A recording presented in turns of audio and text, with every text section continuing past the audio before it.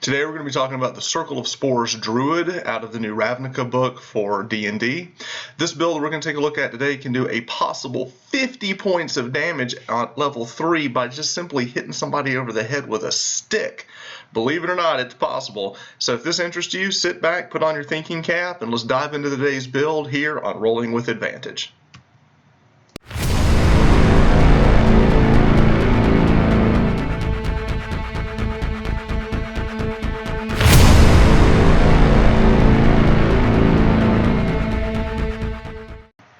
Today we're going to be talking about the Circle of Spores Druid mixed with Domain Cleric on how we can make a melee Druid build that could theoretically do 50 points of damage at level 3. And this is how we're going to do it. The first thing we're going to do for race selection is we're going to go with the Tortle, which is an absolute necessity for this build because you need the +2 to Strength, +1 to Wisdom. Those are the two primary stats we're going to need. Also, the natural armor is huge for this build. It gives us an AC of 17. It also allows us to pick up a shield and get that AC up to 19. Which is going to be very, very important for the build. As a Tortle, we can pick up some other cool stuff, Hold Breath, natural weapons for claws. We also pick up the survival skill and shell defense. In a pinch, we can go into our shell and add another 4 to our AC if we get into trouble. All fun things to have. But let's talk about the build itself. So being a Tortle and then moving over here, we're going to pick up Circle of Spores Druid for our first 2 levels. Now, in order to understand how this build works, we really need to try to put our heads around how Symbiotic Entity and Halo of Spores works. First, let's talk Halo of Spores. At 2nd level, you get this ability and it's always up. So you don't have to use anything. This is just always up. But what it does is if something comes within 10 feet of you, you can choose to use your reaction to do a D4 necrotic damage to that person. So you have to always kind of remember this thing is up and running, okay?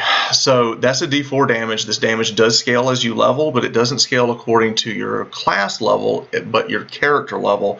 So the damage progression of this ability will not be hampered by taking a multi-class level. So that's Halo of Spores. Symbiotic Entity is an ability that kind of takes the place of our wild shape, and as an action, I turn this on and I gain a number of temporary hit points equal to 4 times my level in Druid.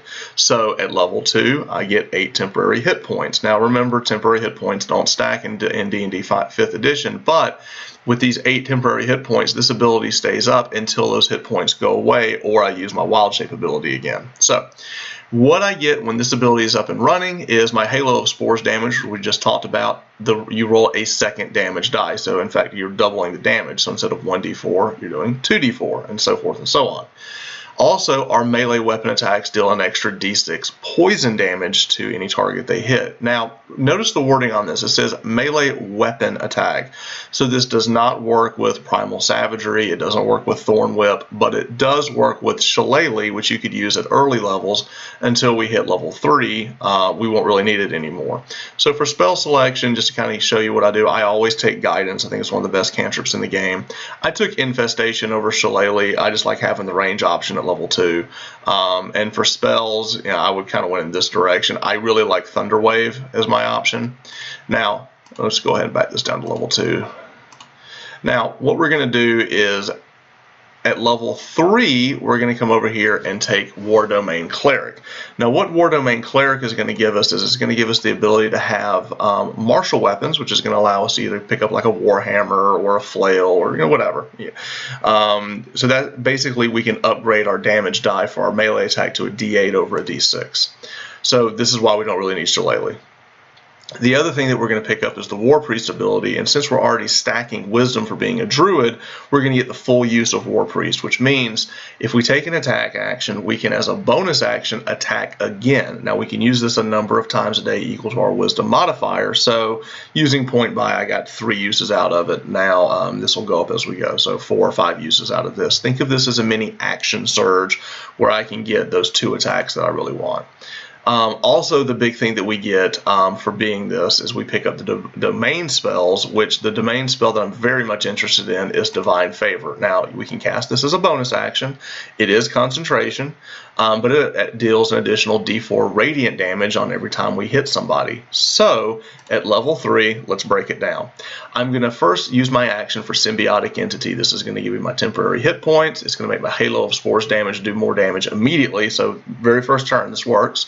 And moving forward, my melee attacks do an additional d6. That same turn, I'm going to cast Divine Favor and make all my melee attacks deal an additional d4 damage. So what I'm going to do is at level 3, I'm going to run up to somebody. After I've got all this up and running, I'm going to deal a d8, a d6, and a d4. Then I'm going to use War Priest to do it again. Attack again, hit another d8, d6, d4, and my Halo of Spores is going to do an additional 2d4 damage on top of that. And of course they get a con save. But let's just say in the Magical Christmas Land, everything goes off. We could do 2d8, 2d6, 2d4 with our weapon attack, and another 2d4 with the Halo of Spores. With strength mods added in, you could theoretically do 50 points of damage. Now, you could, but you're not.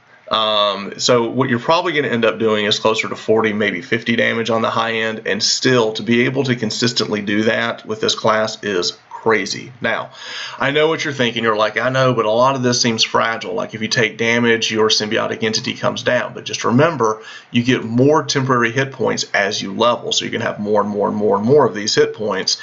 And you're rocking a Tortle with a shield. So you've got an AC of 19. So just not anybody's going to be able to come up and hit you. So you're going to be able to keep that up. Now, for stats, you know, I do point by, if you roll dice, you want to have strength and wisdom be your highest. I'd probably say wisdom as the highest because we want to get as many chances to use War Priest as possible. So under this, with the Tortle bonuses, I've got 16 to strength and 16 to wisdom, and I want to have good constitution as well. I need more hit points since I'm up front. I also want to be able to make those constitution saving throws anytime that someone hits me. I don't want to have to be recasting Divine Fury if I can get around it. So this is the base of the build. Now, as we level this character up, I do want to talk about a couple more things that we get for being a Circle of Spores Druid. The build that I'm looking at, I don't think you need to take any more levels in War Domain Cleric. I would just go straight Druid at this point. Let's not slow down your spell progression. Also, we want to get to certain abilities quickly. For your ASIs, I would suggest getting your Wisdom up as fast as possible. Get that to 20 ASAP because we want to get 5 uses out of War Priest. Now, the other thing that we could talk about is a couple of feats options. You could theoretically take Shield Mastery, which is great if you need to get that +2 to your dex save. Also, it gives us evasion if you want that. The other thing that I really think is possible is maybe you could do Warcaster. This gives you advantage on those making those saves to keep your spells up for your concentration. That's also a possibility. But the things I want to talk about with the other abilities is Fungal Infestation. So this, if you're within 10 feet of a beast or humanoid that dies, we can use a reaction to make that thing come back as a zombie in service for an hour. Now, it only has 1 hit point, so I mean, it's just fodder. But you can use this a number of times a day equal to your wisdom modifier. Well, we're already stacking wisdom, so I can just keep doing this.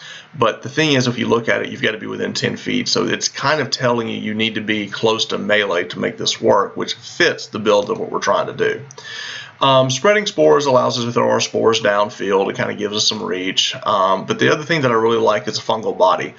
Fungal body is going to allow us to be immune to being blinded, deafened, frightened, poisoned, and any critical hit against you is normal, so you can't be crit. So as a Tortle, I'm thinking, so what, my shell is adamantine now? Perfect. So this is the build. I think it's very interesting and it's very flexible. We're going to have a lot of spell slots. You can play this guy, run up and do some melee. You can back up and do some healing. You can also blast some things as a caster because you're still a druid. Just a lot of options and flexibilities in playing basically a full-on caster with 19 armor class that can really push out some melee damage on top of that. I think this could be a lot of fun to bring to the table. So I would love to hear your stories. If anyone out there has played Circle of Spores Druid, I'd love to hear your feedback. Tell me the goods and the bads. I'd also be interested to see if there's any different ways to build a melee-based Druid. I think it'd be pretty interesting. But if you like this kind of content, please like and subscribe to the channel. We also have a Discord for the community, which I'll have a link to that in the description below. Thanks for watching, and keep rolling with advantage. Thanks.